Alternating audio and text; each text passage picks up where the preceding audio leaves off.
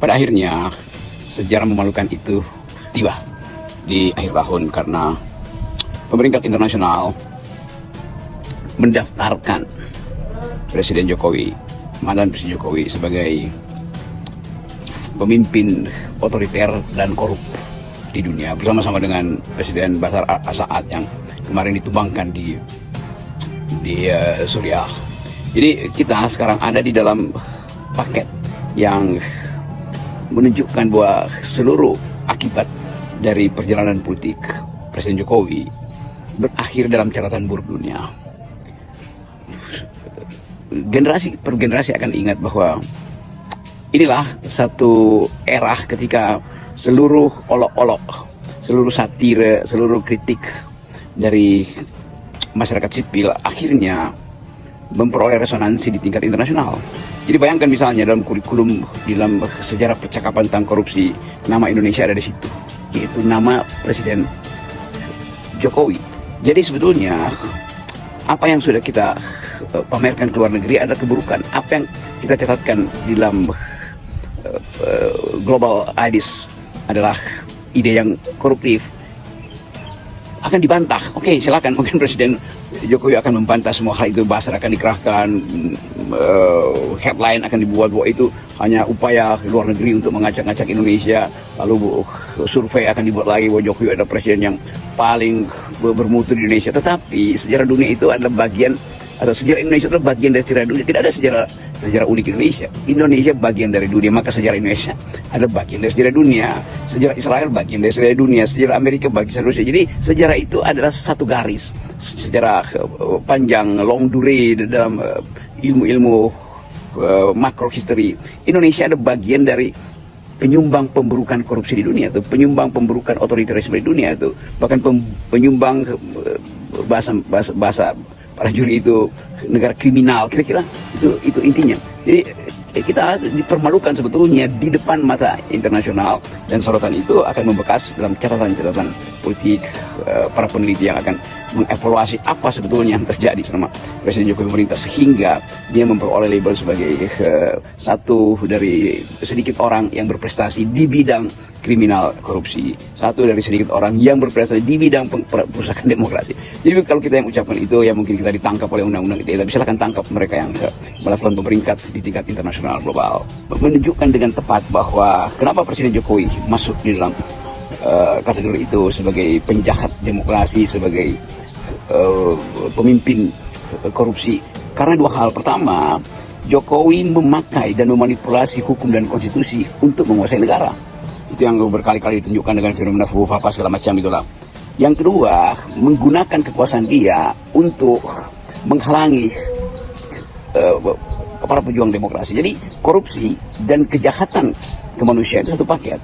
Dirumuskan dengan cara sederhana, korupsi adalah upaya untuk merampas kekayaan negara untuk kepentingan kelompoknya, dan korupsi adalah upaya untuk membajak demokrasi itu. Jadi seluruh yang pernah diterangkan oleh BEM UI, BEM Jok Gajah Mada, BEM Erlangga, BEM macam-macam itu, atau BEM se-Indonesia itu, seluruh satire yang pernah dibuat oleh mahasiswa yang mengolok-olok bahkan menggantung patung Pak Jokowi di alun-alun UGM atau di pusat-pusat kampus, yang BEM UI yang membuat ironi tentang si penipu segala, akhirnya memperoleh kejelasan ketika Presiden Jokowi dinobatkan sebagai satu di antara sedikit pemimpin terburuk di dunia, terburuk dalam soal korupsi, di dalam upaya untuk merusak demokrasi, dalam maneuvering untuk memanipulasi konstitusi.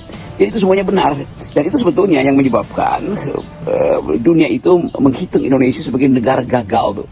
Itu dasarnya kan. Dan itu juga yang kita maksud di dalam pembicaraan beberapa tahun sebelumnya, bahwa pasti kelakuan Jokowi ini akan dihitung oleh sejarah tuh. Berkali-kali saya terangkan, dibahas di FNN, dibahas di banyak podcast yang kritis, bahwa Jokowi itu akan dinobatkan sebagai seorang buruk, seorang tiran, seorang despot bahkan tuh. Nah, itu yang terjadi sekarang.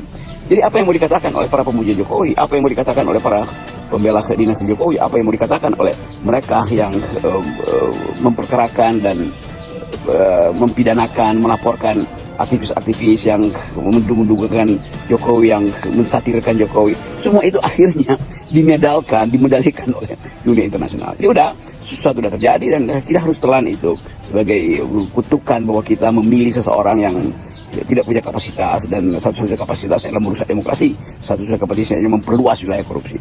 Sekali lagi itu yang ditemukan oleh dunia internasional berdasarkan pantauan kritis dari jurnalis-jurnalis investigasi di seluruh dunia.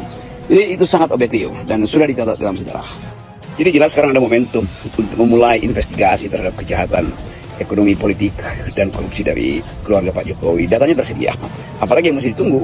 Dan itu yang saya kira semacam Wahyu Cakraningrat yang datang ke PDIP dan secara timely dan secara tepat waktu PDIP membongkar kerangka kerja politik Jokowi yang memang membusuk. Jadi terhubung sekarang bahwa kritik dari PDIP dan upaya PDIP untuk mengamankan data-data dan fakta-fakta itu lewat kemarin hebohnya Ibu Koni membawa itu ke Rusia untuk dipatenkan supaya tidak dianggap sebagai barang bukti yang tidak dilenyapkan oleh pemerintahan Jokowi atau pemerintahan yang mengandalkan kekuasaan semata. Jadi bisa dimulai satu agenda untuk tidak mungkin lagi diimpeach karena beliau udah bukan lagi presiden, tapi kejahatan korupsi itu kan tidak ada kadaluarsanya tuh. Jadi sekali lagi bisa dimulai, diproses saja di dalam sistem hukum kita, di DPR mulai dibuat semacam komisi penyelidikan kejahatan politik Jokowi supaya bangsa ini bisa legah ke depan, supaya pemerintahan Pak Prabowo tidak terbebani dengan excess baggage atau keranjang sampah politik, keranjang sampah korupsi, keranjang sampah kejahatan demokrasi, kejahatan konstitusi yang harus dibawa-bawa oleh presiden baru, oleh Presiden Prabowo. Jadi beban itu justru mesti kita hilangkan dengan menginvestigasi. Itu fairnessnya di situ tuh. Ada hak bela diri dari dinasti Jokowi, ada hak untuk mengajukan semacam keberatan ke forum internasional. Tetapi apa yang sudah diputuskan di dunia di dalam sistem global itu sudah jadi penanda bahwa rejim yang lalu itu adalah rejim yang busuk, yang bajingan tolol sebetulnya di dalam bahasa saya. Tapi bahkan lebih dari itu tuh. Kalau saya katakan bajingan tolol mungkin sensasi psikologisnya tinggi sekali. Tetapi yang sekarang adalah penjahat kriminal dalam soal korupsi dan demokrasi. Itu betul-betul aksioma sejarah, dalil sejarah yang dicatatkan di dalam sejarah dunia tentang kondisi Indonesia yang betul-betul buruk di era Jokowi. Nah sekali lagi itu keadaan yang memungkinkan kita untuk berdamai dengan fakta itu, tetapi dengan mengingat bahwa kejahatan tetap kejahatan. Jadi tidak ada lagi alasan bahwa mereka yang memiliki kekuasaan, termasuk kekuasaan hari ini, harus menghadapi undang-undang ITE yang dibuat oleh Jokowi.